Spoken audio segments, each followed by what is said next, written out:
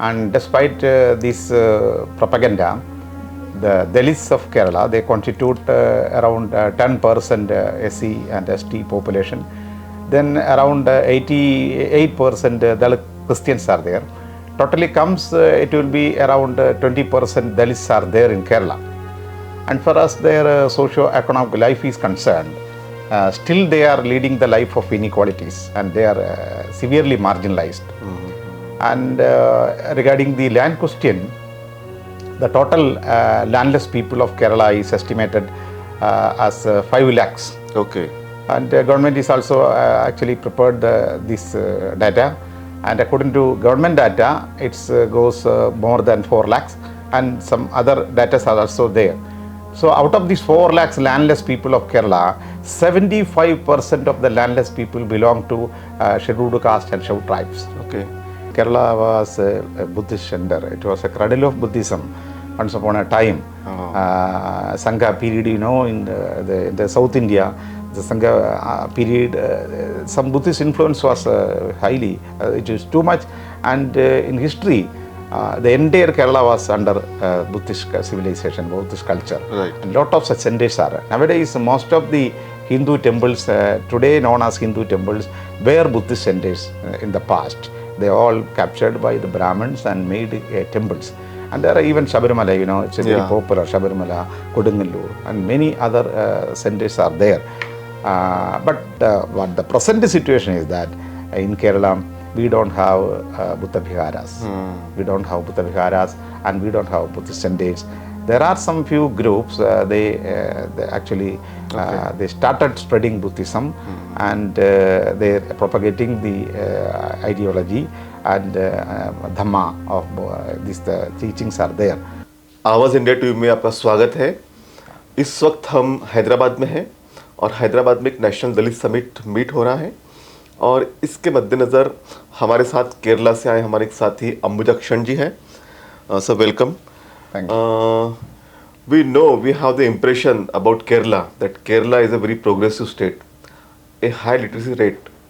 But the dark side is that there are still the atrocity on scheduled caste, scheduled tribes are happening in Kerala. This is the much dark side. Also, there are thousands and lakhs of scheduled caste people, those who don't have any piece of land. And Ambujakshan and his team is struggling to get the piece of land. We will discuss the issue of land, education and other things. Sir, welcome. First of all, I want to know about the Kerala, that we have the impression that Kerala is much progressive state. But still, there are so many scheduled caste people, they don't have a piece of land. Please explain what this happens.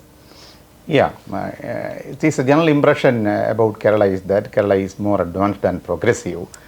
And despite this propaganda, the Dalits of Kerala, they constitute around 10% SC and ST population. Then around 88% Dalit Christians are there. Totally comes, it will be around 20% Dalits are there in Kerala. And for us, their socio-economic life is concerned. Still they are leading the life of inequalities and they are severely marginalized. And regarding the land question, the total landless people of Kerala is estimated as 5 lakhs. Okay. And government is also actually prepared this data. And according to government data, it goes more than 4 lakhs and some other data are also there. So out of these 4 lakhs landless people of Kerala, 75% of the landless people belong to scheduled caste and scheduled tribes. Okay. And if we see the average land holding of a Dalit family is estimated that it is between 3 cents and 5 cents. That much it is very, very narrow. At the same time, this 85%, 90% of the land is actually holding by the organized, powerful communities, upper caste communities. Right.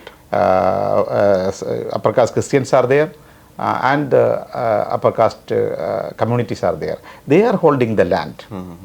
And now we see after these 75 years of independence, still Dalits are remaining landless. And government could not solve. Actually, for the government side, they say they have implemented a land reform act in Kerala, maybe some 30, 45 years back. But till after the implementation of Kerala Land Reform Act, why the Dalits are not having enough land? They don't even have a piece of land. Okay. That is not, it's not a question of cultivable land. Actually, they need those land. It should be able to cultivate. Okay. So the cultivable land is not there. Agricultural land is not there. But at least even a piece of land is also not there. How much land you people are demanding from the government, and what government are saying to you? Yeah, from years, Dalit organizations or Dalit communities demanding that they should get, at least they should get 10 acres land, 25 acres land for each Dalit families. And there were a lot of agitations going on. One of the popular agitation is Changara land struggle. It started in maybe 2001 and now it's complete more than 20 years. Okay. But there is no solution. So thousands of people, they rallied in that struggle, and there is Aripa under the leadership of Sri Raman Kuyon. There is a land struggle is going on in Kollam, then Pathanamthitta and several parts of Kerala. But it could not resolved by the government so far. So the list are still struggling. Okay. And there are cases where since there is not a piece of land, Dalits are forced to bury their dead body in the kitchen, in the house itself. That is the deplorable situation. This is very desirable situation. And please tell me about atrocities in Kerala, because we heard that there are no such types of atrocities that happen, or there is very peaceful atmosphere in Kerala. Is it right? No. Still, there are atrocities. As like other states, maybe atrocities are there in Kerala. It's happening here and now. Recently, a lot of atrocities taking place. One of the popular one is suppose Madhu of Attapadi. And he belongs to a tribal community. And Attapadi is a tribal area where even these malnutrition deaths are taking place. So lot of tribal children have died out of this malnutrition issue. And so they are very vulnerable, the situation. And in Attapadi, there is a case where Madhu is a tribal youth out of starvation. He forced it to take some piece of bread or something from a shop. And the other people, people belong to other communities, they gathered together, and the mob trial has taken place. And finally they have beaten this tribal man for just for taking something to eat. And he was brutally murdered. This is recent case? This is some 2-3 years back. It has happened in Kerala. So very recently, maybe within the 1 year, another issue has also reported from Calicut Medical College. A tribal man from Wayanad tribal area admitted his wife for pregnancy, delivery in this Calicut Medical College. And this man was taking care of his wife. But upon seeing that a tribal man in this between these corridors of medical college and with these tribal look features, the security people thought that he is a thief. Just for when identifying his color and his nature, they are assuming that he is a thief, and they caught him and mob attacked, and finally he also surrendered to death. Such kinds of atrocities, racial prejudices are there even today. And Tashur, Vinayakan, a Dalit youth has died, brutally murdered, and he also succumbed to death just for actually growing his hair in a new style. See, that happened. And some, even to loving self-respected deaths are also taking place in Kerala. So, such of atrocities are there. It's not a atrocity neutral place. It's not like that. It's not like that. One thing I want to ask you the question that What about the education qualities and what is the progress of education among scheduled caste, and does they have any institutions, or it is run by only by upper caste people? Yeah. Regarding this question of educational progress of Dalits, in maybe 900 and maybe 19 up to 1907 or 1910, there were no entry to school for Dalit communities. Okay. And it was Mahatma Ayyankali, a great revolutionary of Kerala. He fought for these education rights of Dalits, Right. and he led a 1 year long workers struggle, and he declared that if our children are not enter into school, we will not come to the paddy field for work. Okay. No education, no work. Okay. So 1 year long struggle was taken place, and he led the struggle, and finally they got the Dalits got the right to enter school. And because of the Mahatma Ayyankali, then another Renaissance leaders from Dalit community, Poigil Appachan, then Pampadi John Joseph, Kandan Kumar, and like that, Dalits got some entry to school. Okay. Elementary level entry was taken place, and also there is a progress in the entry level.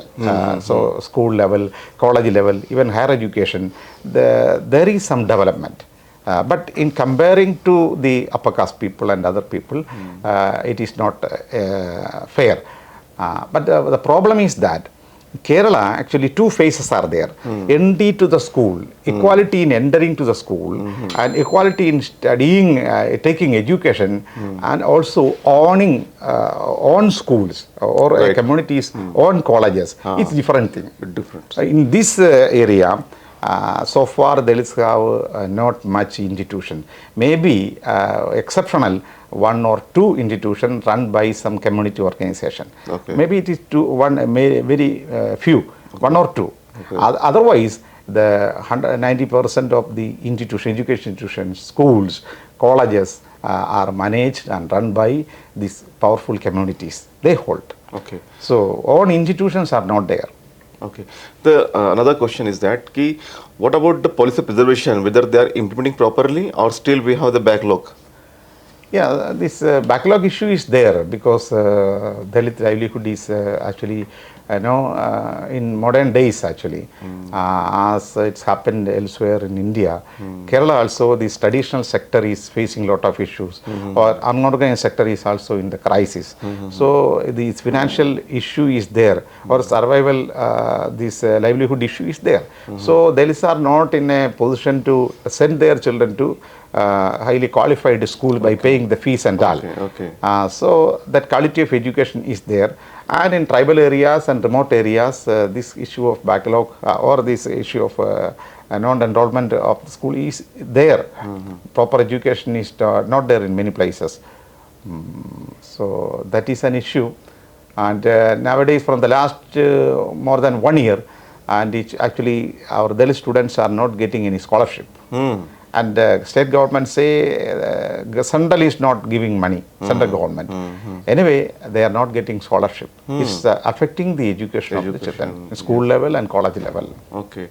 So all posts are fulfilled by government, state government about reservation policies, or still there is a backlog? How much people are serving, how much scheduled caste people are serving for state?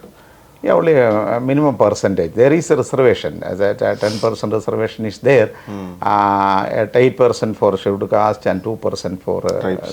But because of this globalization and privatization, jobs in government sector has been reduced, Okay. and much of the jobs are in private sector. In Kerala, private sector means education sector, where 90% of the employees are belong to the upper caste communities. Right. Suppose in Kerala we have aided colleges. Aided college in the sense that government is giving salary. Okay. Government is providing fund for institutions and everything. And there are more than 1,44,000 employees. Teachers are there in aided schools and colleges. After that, the percentage of Dalits or the number of Dalits working there is below 500. Oh, that is Out of this 1,44,000 of employees, number of SC, ST is some 400 and something. You can imagine. So the percentage is 0.38%. So we demand, the Dalits of Very Kerala, shameful. they demand this recruitment must be carried out by a public service commission. Exactly, But government is not implementing that. Right. So such issues are there. Okay. My last question is about Buddhism in Kerala, because we know that so many temples in Kerala have the structure that seems to be Buddhist structure, and very long back, if we look, that the Buddhism was flourished in Kerala. But after that, there is Christianity and also Islam is there. What is the percentage of Buddhism and what is the scope? Yeah, as you said, Kerala was a Buddhist center. It was a cradle of Buddhism once upon a time. Sangha period, in the South India, the Sangha period, some Buddhist influence was highly, it is too much. And in history, the entire Kerala was under Buddhist civilization, Buddhist culture. Right. And lot of such centers are. Nowadays, most of the Hindu temples, today known as Hindu temples, were Buddhist centers in the past. They are all captured by the Brahmins and made temples. And there are even Shabarimala, it's a very popular Shabarimala, Kodungalur, and many other centers are there. But what the present situation is that in Kerala, we don't have Buddha Viharas. We don't have Buddha Viharas and we don't have Buddhist centers. There are some few groups, they actually they started spreading Buddhism and they're propagating the ideology and Dhamma of these teachings are there. But the percentage of Dalit Buddhist is very narrow, very few. Yes. But there is a consciousness. People are very much interested in embracing Buddhism. Right. That consciousness level is increasing. Right. And many districts of Kerala, out of 14 districts, lot of people nowadays, they are embracing, they are visiting Nagapur and Buddhist centers. Right. So that consciousness, interest is there. What we need is, we need Buddhist centers and viharas, and the service of monks and Buddhist preachers is very much needed in Kerala. Right. So thank you very much, sir, for joining us. तो ये थे अम्बुजक्शन जी, जिन्होंने बताया कि केरला में आज भी जातिगत समस्याएं काफ़ी हैं, चाहे आरक्षण की बात हो, चाहे लैंड रिफॉर्म्स की बात हो, काफ़ी इश्यूज़ है, काफ़ी स्ट्रगलिंग है.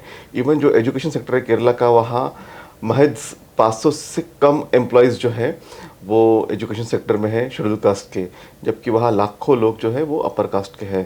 तो केरला कहने के लिए भले ही एक सेकुलर स्टेट हो, एक बहुत ही प्लेजेंट स्टेट हो, लेकिन instead of in terms of जो दलित कम्युनिटी है उनका आज भी शोषण वहाँ पे जारी है. तो अम्बुजक्शन जी, आप हमारे बीच में हमसे बात की, उसके लिए आपका बहुत बहुत शुक्रिया. धन्यवाद. Thank you. जय भीम. जय.